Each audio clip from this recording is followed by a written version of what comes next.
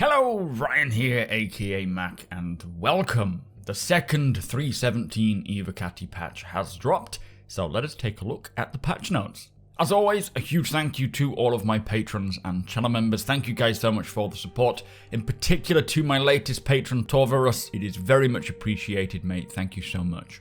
Now, firstly, let us take a look at a few new updates implemented with this patch, including the shopping and selling tier 0, which says, giving the players the ability to sell items from their local inventory to shops using a new interface powered by building blocks.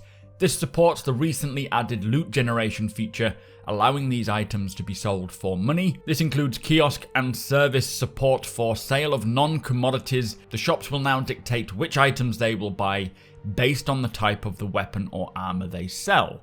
Pricing algorithm takes into account state of the item, price of closest retail equivalent, etc, etc.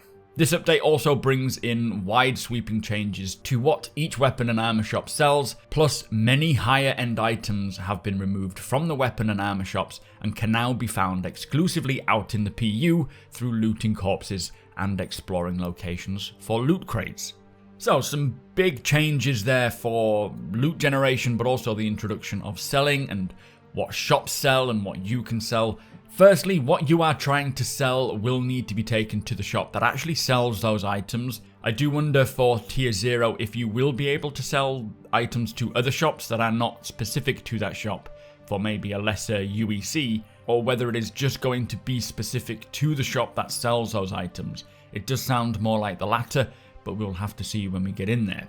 Also, I did hear that you can sell ship items and weapons. We can't loot these items, of course, but it would be nice if maybe you were looking to upgrade to a new quantum drive, for example, being able to sell the old one to put money towards that. I know they did address this, I think it was during the CitizenCon talk with Tony Z, but it's sounding as though that ability is in with this build.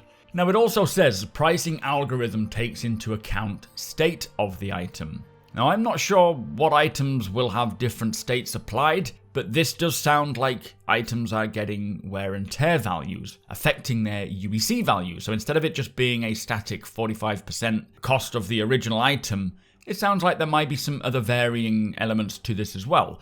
If that is the case, it will be very interesting to see, as you may want to leave certain armors or weapons behind due to their condition, maybe picking a better one if you're limited on space. But the final thing I want to point out about this is I actually really like the fact that they are removing some higher end items from the weapon and armor shops that can only be found in the PU via looting corpses or crates. Now, I love how this is going to create kind of exclusive items, adding more value and want to go looting to find these items and either sell them to make more money or just keep them for yourself, kind of making them like rare findable. So when you do finally find something that is quite expensive or higher end, as they put it, it'll feel like a great reward.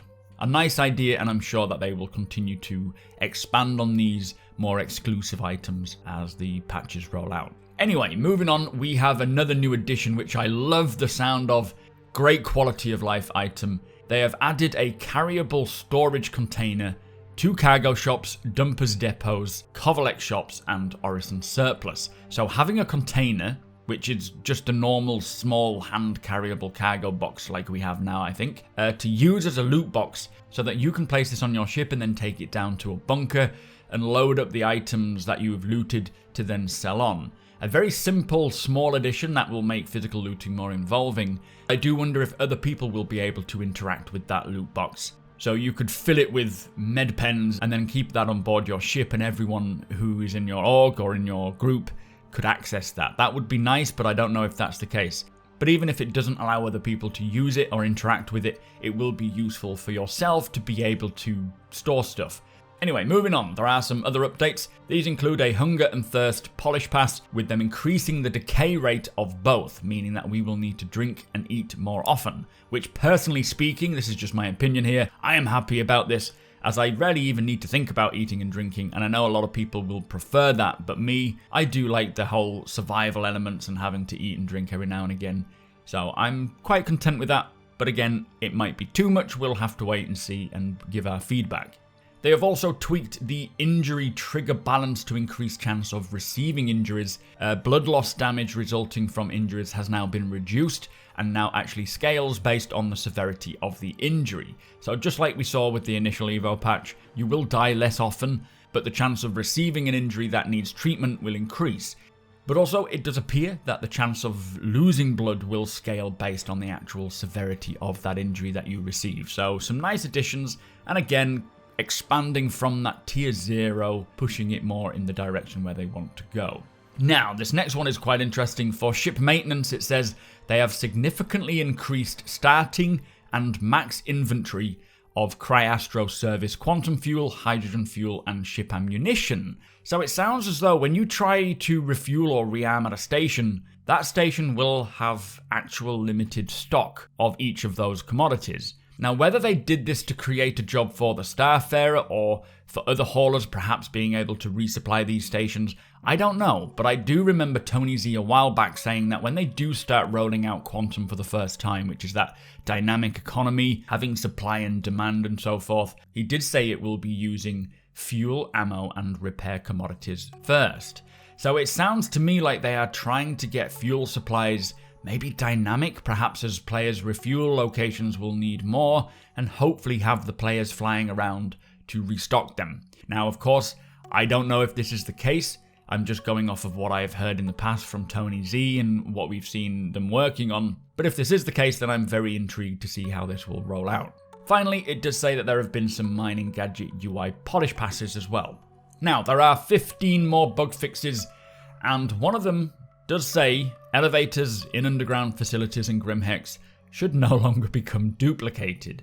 Now, we have heard this before. I'm remaining optimistic that this time it'll stick and the bug will be fixed, but I'm still a little skeptical. We will see. Fingers crossed it does fix this whole issue because it has been a nightmare for a long time now. Also, it does say that grenades should no longer teleport or lag back into the player's hands after being thrown. Again, we'll see. I believe them, but then I don't. So we'll see how it goes. There are also many more bug fixes, but as usual, I will provide the link to the patch notes so that you can take a look at your own leisure. Finally, there has been 4 client crashes fixed and 2 server crashes fixed. So quite the major update to selling, and it does appear there will be more to it than I originally expected. I really hope that wear and tear is enabled for all the items. And if we can sell components like ship components and weapons, then that will be really helpful for upgrading, at least being able to put money towards the item that you want. Also, items will feel more valuable and rare as they are no longer bought in a shop. I think that's a great way of creating kind of a quick feeling of reward while more unique and rare items get created. I am all for that. But some really exciting updates coming for 3.17, and I really do hope that 3.17 is the first patch to bring some proper supply and demand for fuel and that kind of thing. But again, we will have to wait and see. Anyway, that is it from me for the second Evo patch. Don't forget about the VKB gunfighter giveaway that we have going on. I will link my video in the description below should you want to enter that, and you can win yourself a pretty nice high-end VKB joystick. Also, if you do enjoy my content, please do consider subscribing and helping the channel to grow. And come and hang out over at twitch.tv/supermacbrother. You are all more than welcome. Hit the thumbs up if you don't mind. It does do the channel a big favour, and just tick that little notification bell if you would like to be notified when my videos go live.